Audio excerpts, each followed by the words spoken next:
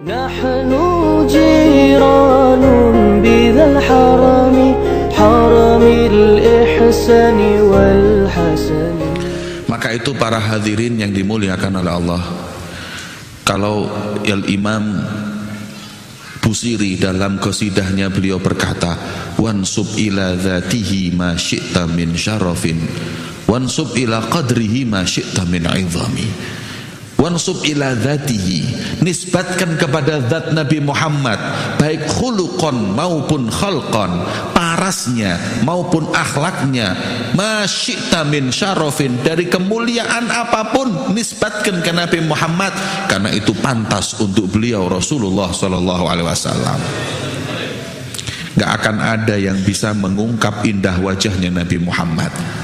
Al-Imamul Qurtubi beliau berkata, lam yadhar lana tamamu surati Rasulillah sallallahu alaihi wasallam. Wahai para sahabat, ketahuilah, enggak tampak seluruhnya semua paras indah Nabi Muhammad. Zat Nabi Muhammad itu oleh Allah seakan-akan kita hanya lihat cerminnya, enggak langsung. Sebab kalau ditampakkan, lama ataqat a'yununa li ru'yatihi sallallahu alaihi wasallam, enggak mampu mata kita untuk memandang beliau Nabi Muhammad sallallahu alaihi wasallam. Al-Imam Sayyidina Abu Hurairah beliau berkata, ma ra'aitu syai'an ajmal wa ahsan min nabiyina Muhammad sallallahu alaihi wasallam. Aku enggak pernah melihat makhluk Allah manapun, baik itu matahari, baik itu bulan, baik pemandangan indahnya pegunungan maupun luasnya lautan, enggak ada yang lebih indah dari wajah Nabi Muhammad sallallahu alaihi wasallam. Allahumma sholli ala Muhammad. Sampai-sampai saking indahnya wajah beliau, seorang sahabat beliau berjalan, dipandang Kanjeng Nabi terus memandang bulan. Kemudian dipandang wajah Kanjeng Nabi terus memandang bulan.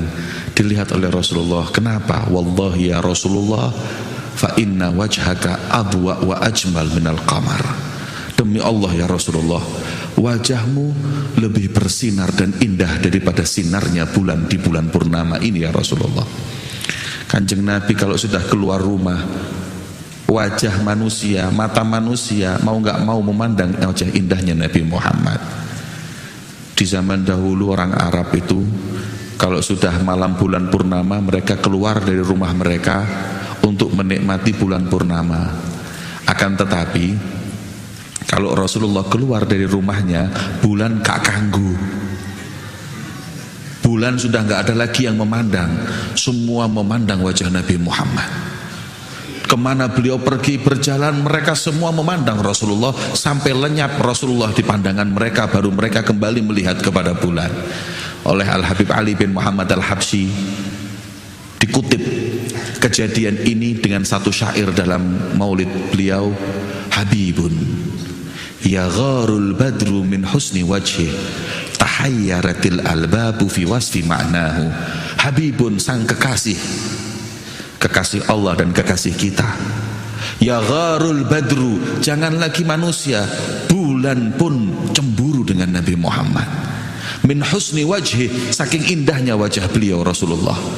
Bulan itu kalau sudah beliau purnama, orang memandang bulan bangga, tapi Rasulullah datang terus gak didelok bulan, bulannya cemburu mbek Kanjeng Nabi Muhammad. Tahayyaratil albab, manusia sepandai apapun yang mampu mengungkap keindahan seseorang, tahayyaratil albab, akan bingung untuk mengungkap sifat keindahan wajah beliau Nabi besar Muhammad sallallahu alaihi wasallam. Allahumma sholli ala Muhammad. Wajah yang apabila dipandang, orang yang syaki pun, orang yang binasa dan celaka pun akan berubah menjadi orang-orang yang suada. Dipandang saja Rasulullah. Al-Habib Ali bin Muhammad Al-Habsyi beliau mengatakan, makom seseorang yang bisa melihat Nabi dalam keadaan yaqadhah itu makom yang ratusan ribu tangganya. Rutbatul wali, kedudukan seorang wali Allah. Kalau sudah dia itu mujahadah, mimpi sampai bendino ketemu Kanjeng Nabi, kemudian di alam hafawat, yaitu antara mimpi dengan yaqadhah, makomnya mulai naik. Kalau sudah makom tertinggi, makom yaqadhah bin Nabi, seperti Habib Abu Bakar bin Muhammad As-Segaf, bertemu sampai berpelukan dengan Nabi, itu butuh 200 sekian ribu makom yang harus dilewati. Tapi para hadirin, bagi pencinta Nabi Muhammad, para sahabat yang langsung ketika lahir memandang wajah Nabi Muhammad, langsung dengan pandangan kepada Nabi Muhammad itu aja makom 200 ribu pun langsung dilalui. Makanya itu ulama berkata, mahma faqat tabi'un al-ashaba Rasulillah, apapun yang dilakukan, ilmunya para tabi'in, amalan ibadahnya para tabi'in atau tabi'in atau para aulia, dari amalan apapun gak akan pernah bisa mampu untuk menyaingi sahabat, karena sahabat mempunyai mata yang memandang Nabi Muhammad, mempunyai jasad yang pernah duduk dengan Nabi Muhammad SAW. Gak ada riwayat satu tabi'in pun yang makomnya sama dengan paling kecilnya sahabat. Makomnya nggak bisa dilalui oleh para tabi'in dan para aulia manapun. Makanya ketika ada seseorang aulia besar melihat makom Al-Habib Abdurrahman As-Segaf, beliau berkata, wallahi ma faddaltu ahadan ghaira ashabin Nabi Abdurrahman As-Segaf. Demi Allah, saya nggak mengatakan nggak ada orang yang lebih bisa mengungguli makom Habib Abdurrahman As-Segaf, tapi selain para sahabat nggak ada. Mesti nggak berani menyebut sahabat, sebab sahabat sudah pernah mempunyai tangan yang menyentuh tangan Nabi Muhammad, mempunyai mata yang memandang Rasulullah Sallallahu Alaihi Wasallam. Wajah indah itulah yang kata para sahabat diungkapkan, ajmalun nas min ba'id wa ahsanuhum min qarib. Kanjeng Nabi dilihat dari jauh, sudah terlihat keindahan wajah beliau. Semakin didekati, semakin indah. Semakin dekat, semakin mulia wajah beliau, Nabi besar Muhammad SAW. Allahumma sholli ala Muhammad. Makanya Rasulullah suatu saat ketika beliau masuk ke rumah istri beliau Aisyah, di mana Sayyidatuna Aisyah waktu itu lagi menjahit, kemudian jarumnya itu terlepas dan jatuh. Dicari oleh beliau, gak ketemu, gak ada lampu, lilinnya begitu kecil sampai gak kelihatan. Kemudian dibuka pintu oleh Rasulullah SAW. Ketika Rasulullah masuk, cahaya wajah Nabi menerangi semua rumah Aisyah. Sampai ketika itu Aisyah berkata, aku pandang langsung yang namanya jarum yang jatuh tersebut, tanpa keraguan aku ambil saking terangnya rumah itu dari wajah Nabi Muhammad.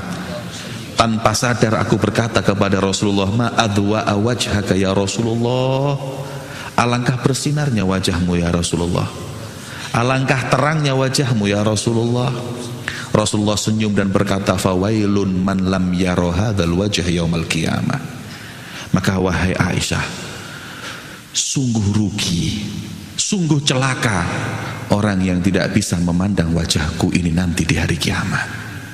Aisyah ketakutan dan berkata, faman lam yara wajhaka ya Rasulullah, siapa orang yang gak akan diberi kesempatan oleh Allah untuk memandangmu ya Rasulullah? Rasul berkata, walladzi idza dzukirtu indahu falam yusalli alayya, orang yang apabila disebut namaku tidak serentak hatinya untuk cinta dan bersolawat kepada Nabi Muhammad SAW. Allahumma sholli ala Muhammad. Beliaulah Rasulullah, Nabi kita. Semoga mata kita mendapat kesempatan kelak untuk memandang beliau. Tangan kita insya Allah kelak mendapat kesempatan untuk berjabat tangan dengan beliau. Dan badan jasad kita mempunyai kesempatan untuk kelak bertemu di telaga beliau. Amin ya Rabbal